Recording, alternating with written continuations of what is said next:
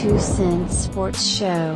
Yo, it's Mr. House. It's good. It's your boy C Woods. And your girl Nicole. And this is R2C.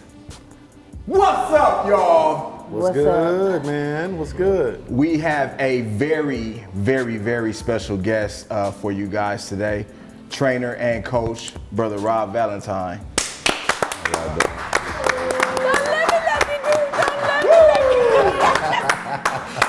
How you doing, brother? I'm doing good, man. Man, thank you. Thank you for hopping on, taking the time to hop on doubt, with us, man. Appreciate y'all for having me on. Yes, sir. Your voice is so deep. Chick, how you living? I'm good. Wait, you said you got the Barry White voice? Yeah, he just kissing you. Oh, Woods, how you living? I'm good, man. I'm good. Let's get it. Rob, how you living, bro? I'm doing good, man. I'm doing good. All right, well, let's get right into it. Games 3 and 4 of the finals are complete. Game 5 is happening at some point today. And we got to talk about these games. They split in Boston. Golden State won Game 4. Boston won Game 3. Boston won kind of convincingly a little bit, Game 3. Cheeks, I'm starting off with you because Boston is your pick to win it all in 6 games. After seeing what happened in Game 4, are you still holding on to that 6-game Boston is 6? Or are you going to 7? Talk to me, Cheeks. I'm gonna say 7. Boston is 7. Boston is 7. Okay, what did you see from games 3 and 4 that is forcing you to change your pick a little bit? Well, if I can see this game, I can probably tell you, but I can't. So I don't know. I just think they need to buckle down the last 7 minutes of the fourth quarter. Boston. They played great defense the whole game, and then the 7-minute mark or 6-minute mark, they just lose focus on what the task is supposed to be. Well, now, Cheeks, Boston has been the fourth quarter team this series and most of the playoffs, right? So why are you specifically targeting that? That was one game. You're right, but I mean the fourth quarter is always back and forth with them every game. So except that couple games that they probably got blown out, but it goes back and forth. They'll score, Boston will score. It's just like I said, you gotta contain one of them. It's either Clay or Curry, and right now you need to contain Curry because Clay he's really kind of quiet. Well, same thing, man. Games 3 and 4 in the books. You could give me your analysis on those games and talk to me about your pick. You picked Golden State in 6. No, seven. You're right. I apologize. So games 3 and 4 happened just how I thought it would. I thought it would split, but I had Golden State winning Game 3, but Boston won Game 3. Golden State won Game 4. I believe the same is going to happen. I believe Golden State is going to win at home Game 5. I think Boston's going to win Game 6. Game 7 is going to be up for the grabbing. So I'm rolling with Golden State in 7. Curry's just unstoppable. I think he is. Clay's starting to get loose. Draymond's having his Draymond days, and I think Cheeks is going to be wrong again, but that wouldn't be the first time. Draymond's something we have to talk about a little bit later, but Rob, I want to get your thoughts on this, man. So tied up 2-2, games 3 and 4 were very interesting games. Now it's the best of 3. Who you got, and what were your thoughts from game 3 and 4? Well, for me, I'm just going with Boston. I feel like in the situation, it's like a right now thing or they don't get it at all. Like, I feel like if Tatum doesn't win now, I don't feel like he's gonna get one soon. So I feel like everything is kind of raring for that upset. Another thing is the reason why I'm saying that is because Tatum is a huge Kobe fan, a huge diehard Kobe follower. He studied everything about Kobe, and we all know that Kobe is the only person that's ever given Steph Curry fits. And that's because Steph Curry found out, which Lou Williams just tweeted the other day, he was talking about how he found out about staying on the side of Steph Curry because Steph Curry don't like shooting with people on the side of him. So stuff like that is not going through Tatum's mind and just not sticking. So I feel like eventually he's gonna figure out that switch And when he does figure out that switch, he's going to be the person that kind of slows Curry down. Now, if the supporting cast can do their job, and if Smart can stay locked in for Game 5, I feel like they win Game 5. And if they win Game 5, I feel like that puts them in prime position to win at 6 or 7. But that's just my take. I mean, Curry, there's nothing you can really do. I mean, and then if Draymond is playing with his head on straight, now you got another problem. And then Clay is Clay. You know, you can't really knock him. You can't really say too much about him. But right now, for me, I'm going with Boston. Let me ask you a question about something that you said. So Jason Tatum is the leader of that team, right? Mm-hmm. And we know Marcus Smart is the defensive player of the year. How is that dynamic? Like, Jason Tatum is the leader of the team. How are you gonna tell the defensive player of the year, like, hey, let me take him? Oh no, it's not that you say let me take him. It's just you put yourself in prime position for all the switches. Got you. So if you know that they like to run, but wouldn't they just not switch off of that dude? But what I'm saying is they like to run that rolling set where he's coming out of the corner and he's coming out of that. Tatum is the guy that can switch. Got you. So I feel like he can utilize his length and things like that to make things tough for him. Only problem is Curry not afraid to go to the basket no more. He's so at some point in time, he's gonna get loose. Right. When he starts to get loose, you got to worry about is that a 6-point loose or a 12-point loose or 18-point loose. Right. You got to figure out which one he's gonna get to. Right. And then that's the reason why, going back to what she said, you're in a situation where Boston is so inconsistent on defense in the fourth quarter. I think that's what she meant by saying their defense in the fourth. That last 7 minutes, you don't know which Boston you're getting. You don't know if you're getting locked down defensive Boston or if you're getting, we're trying to go to the basket and score, and try to outscore the Warriors, which we've seen no one can do. Right. So it's like you gotta hope and pray that the coach is in their brain saying, hey, fourth quarter, defense, or you might mess around and see Steph go off for 15 and see Clay hit 12 and see Draymond get 4 putbacks and 2 and 1s, and it's over. And now you're in a whole different ballgame. Right. So I'm glad you mentioned that about Jason Tatum because I just talked about how Boston has been kind of a fourth quarter team, but Jason Tatum himself has been terrible in the fourth quarter. He's shooting like 25% from 3, 30% from the field, and he's got to do better. Like, if your prediction is gonna come true, he's got to do better. I feel like a lot of times in these games, you see him just kind of fade away and like kind of take the backseat role, and maybe that's a part of the system that they play. But him being a Kobe guy, I feel like he needs to be a little more aggressive in terms of getting the ball and not just settling for fadeaway jumpers or 3-pointers just because they're available. Sometimes you got to force the issue and either get fouled or, get a closer shot at the basket. And he hasn't done that. I think that's the gift and curse of following the legends. Right. Kobe shot fadeaways, Mike shot fadeaways. The best guys did it that way. But they did it later in their careers. Well, you don't want to be them, you want to be you. So you take what they did and then you try to maximize it and change the game. So if he can start doing it now at a younger age, I mean, this is just what I'm thinking. He may be thinking, if I can perform at that level and shoot these shots and make these shots and make these tough makes and get my team to the promised land, then I'm put in the same light as them. And that's a gift and a curse. Right. And doing that, it seems like he may be making it harder for himself, like you got alluded to earlier with your team. You know what I'm saying? But we got to remember, he does have a guy named Marcus Smart on his team that takes some very ill-advised shots. Yes. Okay, so I mean, let's not just put it all on Tatum. In the fourth quarter, for sure, he's not touching the ball as much as he should touch the ball. But that's what I meant though. Like, he should be going up, like, give me the ball. Yeah, but that's one thing when everybody on the team says, that's the guy that you do that to. But Marcus Smart ain't that guy. Right. he's the Russell Westbrook of Boston. Right. he's not. He's like LeBron. I'm this person. Like, I saw, I don't know if it was game 4 or game 3 that Marcus Smart took 18 shots. And I'm like, there's no way he should be taking 18 shots in a game unless they're all wide open, just standstill 3-pointers. I mean, but you watch Boston, I watch Boston.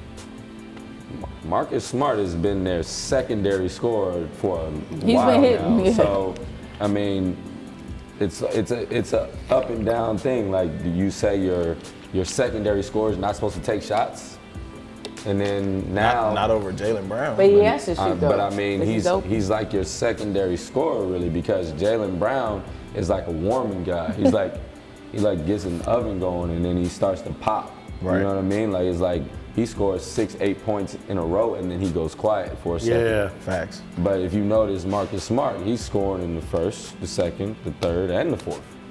So it's one of those things where you got to take your poison. Like they got 3 guys that can really fill it up. And if you get Jaylen Brown to play real defense and not, hey, Reaching. Yeah. then No leg.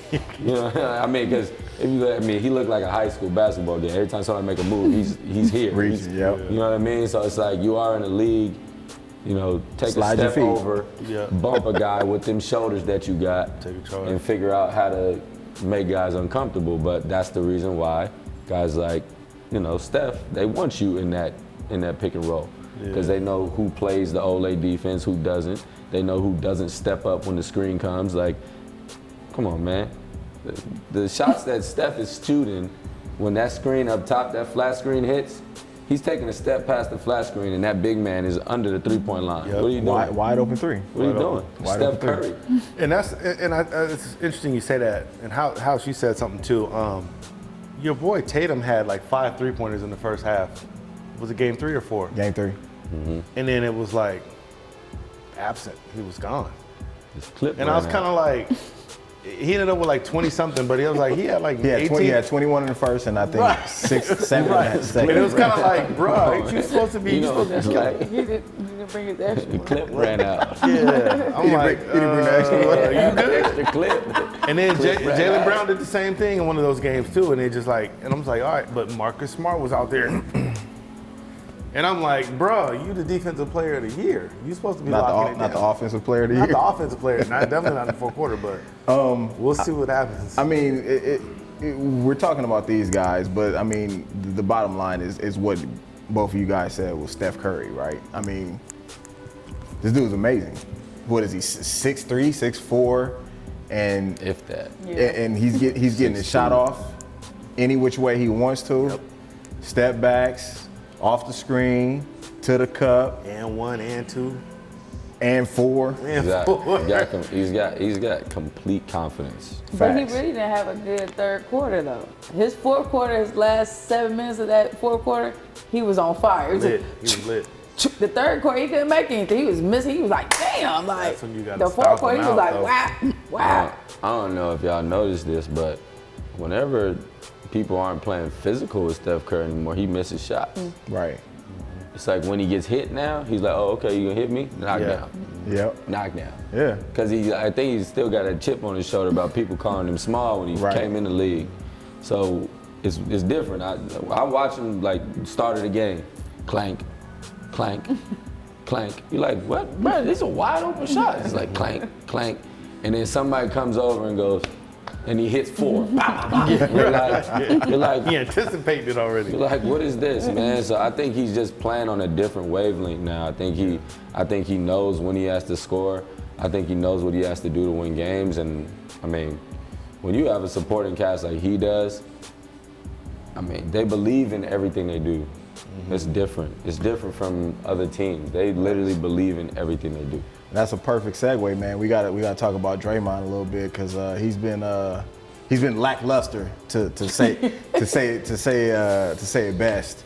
I'm gonna start with you on this one, man. What do you think that they need from Draymond if they're going to win this championship? Because it's not going to be easy. Boston's not going to give it to them. I think Draymond had a perfect emotional game too, but then he went crazy.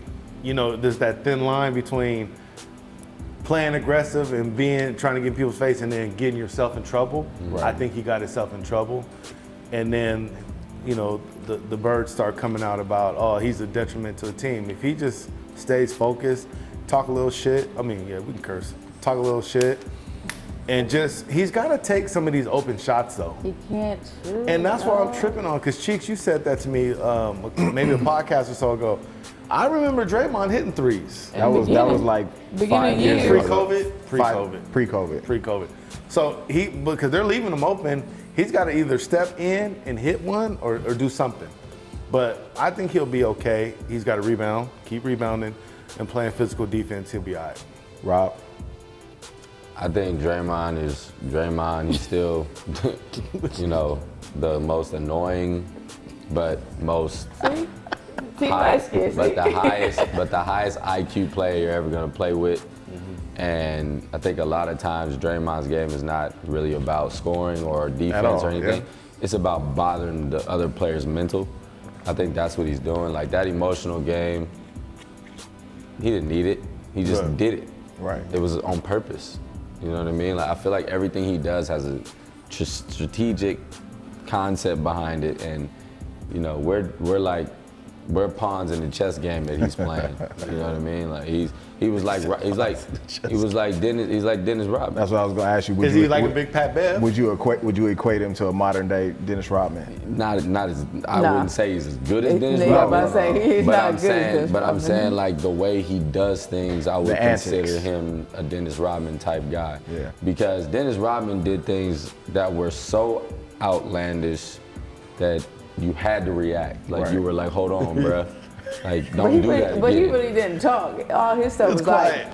Yeah, like he would run out of court. put you in the when he was doing with Kurt Rambis one year, Kurt Rambis kept putting his hands up and he kept tickling him and stuff like that. Like that's the type of stuff. What he hitting dudes in the balls too? No, like that? all that. Hitting people in the butt before a rebound and stuff like that. Like he was just a different kind of dude, right? But nobody was gonna press him after he body slammed a couple dudes in the league. Everybody was like, all right, we good. So I just think Draymond, I feel like Game 5, Draymond is gonna play basketball.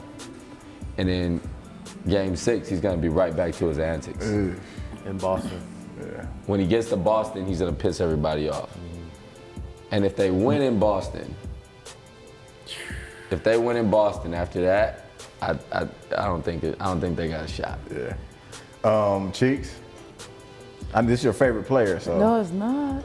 I mean, he's really like the key to the Warriors. He gets them going. If he's not going, they don't play good. So if he comes out in this game and plays like how he normally plays, hustle, gets the rebound, talk his little shit, and score his baskets, they're gonna win. But if he's not doing that, it's gonna be a tough game. I've never seen him play this bad. I mean, I've seen him, have games where he scored, 5, 6, and 7, but not the way that it looks now. I mean, he's throwing the ball away. It's almost like the Boston crowd really got to him. And I was like, who is this dude? You know what I'm saying? Like he's out here fouling people, just grabbing people. Like, what are you doing, bro? You had 5 fouls already. I don't think that. I think you're looking at a young Boston team that's not afraid of you. Yeah. Nobody on Boston is afraid of Draymond. No one cares about your little pushing people around and all that. Like every last one of them will go to battle with you. So I feel like when there's no intimidation factor, you see guys get exploited. What can't you do? Right. He's not a very good passer. Right. So, them passes getting shaky now because now they standing their ground and keeping their hands high. Yeah. You know what I mean? Like. And I think it was good that Kurt benched him last game. I mean, they got more production out of when Looney came back in and Poole was in. It just totally changed, and they played so much better. Why you stick your teeth at Poole? She can't stand Jordan Poole. She don't like him. She don't like Poole. She don't like Draymond. Yeah, he played for us. But he think he Curry. He gonna be. I don't know. He's gonna be.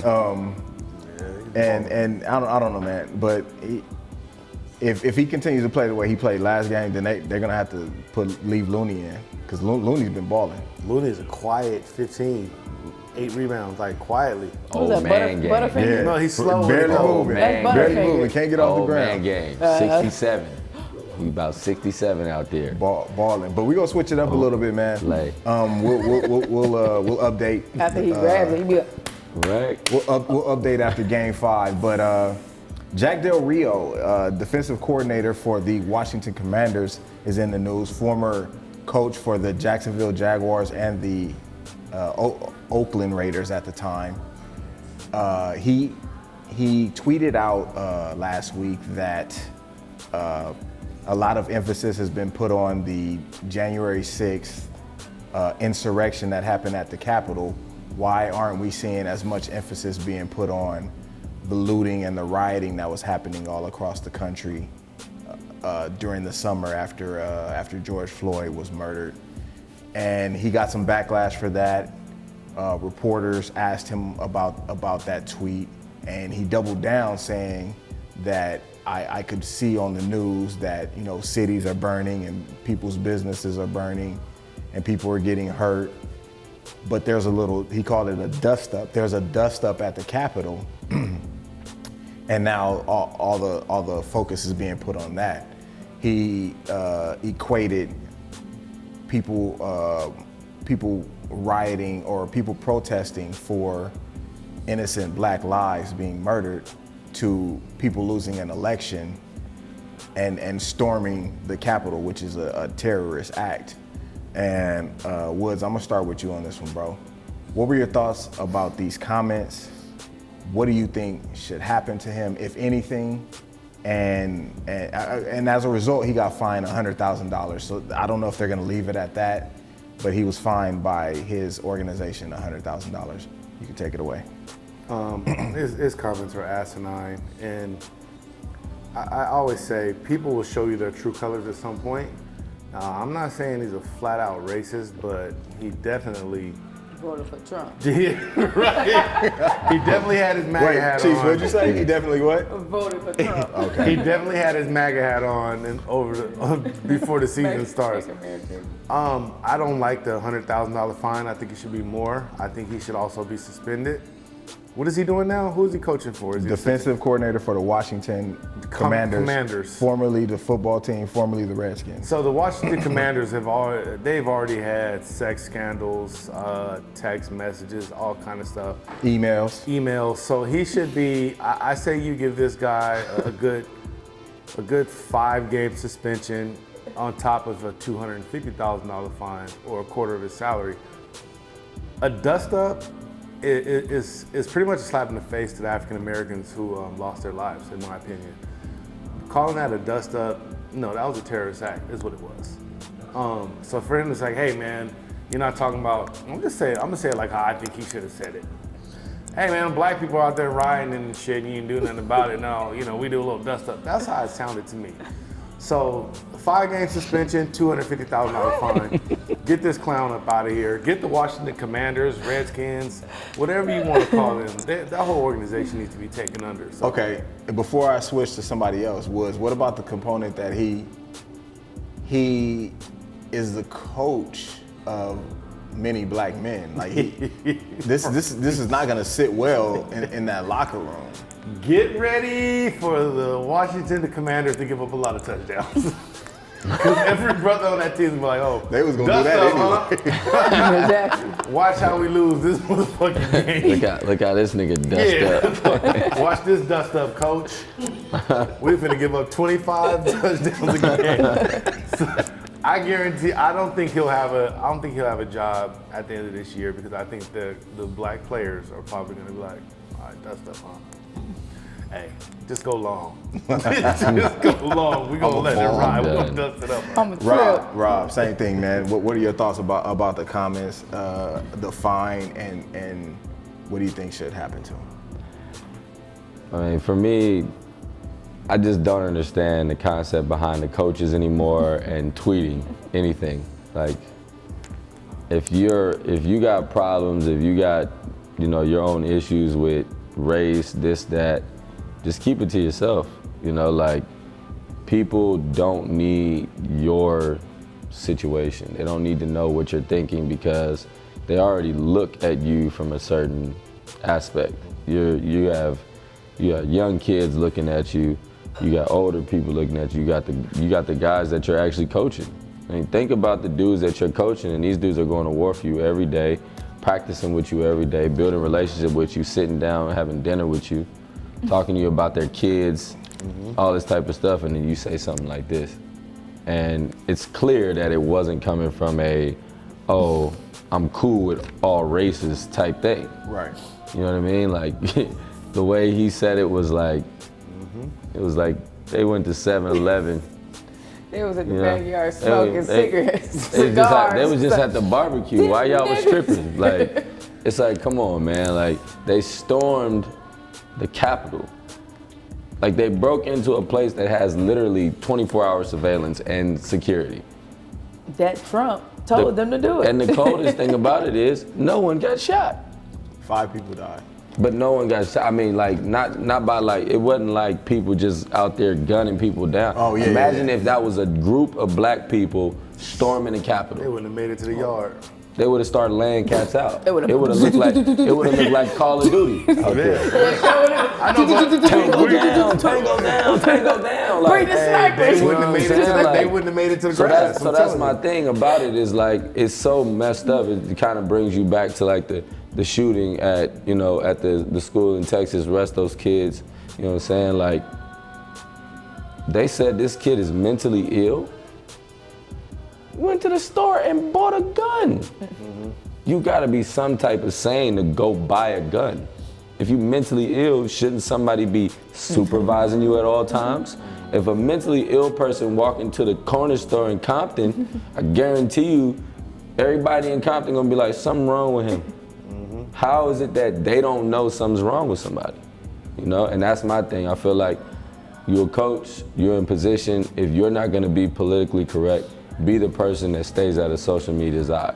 Because no matter what you do, you're gonna get slapped over the head. And $100,000 fine to a guy that makes millions of dollars a year is nothing. That's throwaway change for him. He spends that on his yacht. Right. So for me, it's like, actually do something that makes him feel it. Right. You know, fire him, cut his salary by half. At least Suspend him, you see what I'm saying?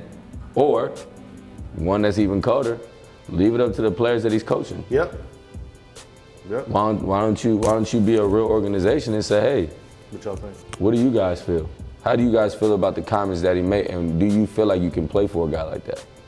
Because it's gonna affect the organization for sure. For sure. There's people on that organization that probably have Black Lives Matter tattooed on them. Right. So They just need to bomb that whole team down. Could you imagine him going to practice the next day like, hey, let's gear it up? You're like, if you don't get your ass up out of here with that book. Hold on, Cheeks, go ahead. I mean, I agree with what Woods and Rob said. Because, I mean, at the end of the day, it's like they just slapped him on his wrist for what he said. He took it down real quick so nobody can see. But as soon as you post stuff, they screenshot and everything else and send it to TMZ and everybody else. So it was already a wrap. But I mean, I feel like something more needs to be done than just a fine.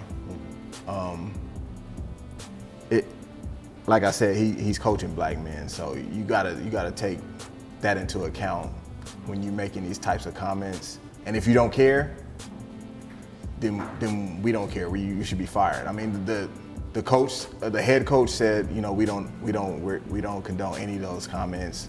We don't rock like that. And it's Ron Rivera. He's a Latino, so you know he put it out there that that's not what we're about. I feel like you got to do more than just $100,000 fine. Maybe a suspension. If he gets fired, I'm cool with that. That was my first thought, like fire him, you know. But I don't think they do it. I don't think they'll do it right away. I think it should be. Like, how are you gonna go a whole year playing under this dude? It's gonna be tough. It's about corporation, business, all that. They get my money. I don't know how they do they pay, but if they already paid the man, They gonna get that They work. gonna get their money's worth. You see gonna what do I'm your saying? work. Like, nah, you gonna They get could probably this done. recoup some of that money. I don't know how they pay it out. You gonna sit up there in that booth and you gonna do your job. Touching the I field. like how y'all said then maybe they put the boy consult on the with the end. players though. Yeah, I would consult with the players and just say, hey, how do y'all feel? Is he, thumbs up for stay, thumbs down for go? Fuck about him. Yeah, right. Shit. We knew he was like that from the jump. They might have. He might have been saying shit. If the Raiders, rumors are coming out about the Raiders, I'm sure they years do. ago. I'm pretty sure he said some racist stuff in practice. Yeah, Niggas I'm look sure at he each did. other like, what? Did he say that? And then they just was like, you know what? Let it, he But old. it might be something that they used to. But that's the problem, though. The problem is that because you got these older coaches in the league, these old dinosaur Older coaches. white coaches. Exactly. We call them dinosaurs in the league. But when you got these older coaches and these older GMs that are bred a certain way, eventually as they get old enough, They gonna say they start to slip. Like, look at old boy from the Clippers. Yeah. As he got old enough, he was like, you know what? I don't tired like of him. this. I don't like them. He was Don't like, bring them to my game. I'm tired of this. You know what I'm saying? So that's what I mean by like, I think you just gotta leave it up to the players. I think the players need to be harsher on that type of stuff. Yeah. If you hear something in practice, I think you gotta be the person that's the snitch. I think they'd be too scared though. But but I also think this though, it goes back to how we bred. Don't snitch. Don't be that person that's telling. Don't be. I think eventually somebody got to say something. I mean, you could just tackle him or something or bomb on him and then explain Random. why you did it. How about, man, run this route this way. Random route, water boy style. Bing. Wow. Oh, sorry, coach. You good? Yeah, man. Well, we'll update you guys on that story. Hopefully, there's more done, but we'll see what happens. But Cheeks, I know for a fact you got a shout out today. Cheeks. What? Cheeks, you went to the Drew. You ain't got no shout outs. Well, I went to the game to see this person next to me. You want me to give 2 shout outs to the same person? You know what I'm saying? The next episode, I'll be like, you know what I'm saying. I'll give a shout out. Woods, you got a shout out? Man, shout out to the Drew. Shout out to CA. Shout out to Doc. I forgot his name. I got to tag him too. And our cameraman, Chad. Chad from Playmaker, man. Chad. Man. Shout out to everybody. Chad. The Drew was cracking. That was actually my first time at the Drew. It was crazy. I had a good time. So shout out to. You get them tacos? Nah, I didn't actually. I didn't get the tacos. How you Drew know ate. it don't get, I'm- that that's ain't even next a Drew time. egg no more. It's was it? sour now. The Drew egg. Yeah, they got the little fruit in Oh, it to taco. make it look like it's They got fancy. They got shout the out to other the lady in there taco doing taco it now. man. They don't- too. that's not the That Drew shit, I egg didn't no They get got them, the other bro. lady in there doing That's it like now. sourade. Okay. Rob, you got a shout out? Shout out to my sis right here for putting me on the show. Shout out to Big Keys and the Drew League family, Chris Young, all my brothers. Yeah. I got a shout out Playmaker as always. Playmaker! Yes, sir. Mount 'em. And that's a wrap, y'all. I'm House. That's Woods. Nicole. That's Cheeks. That's Nicole. Rob Valentine, y'all. We out.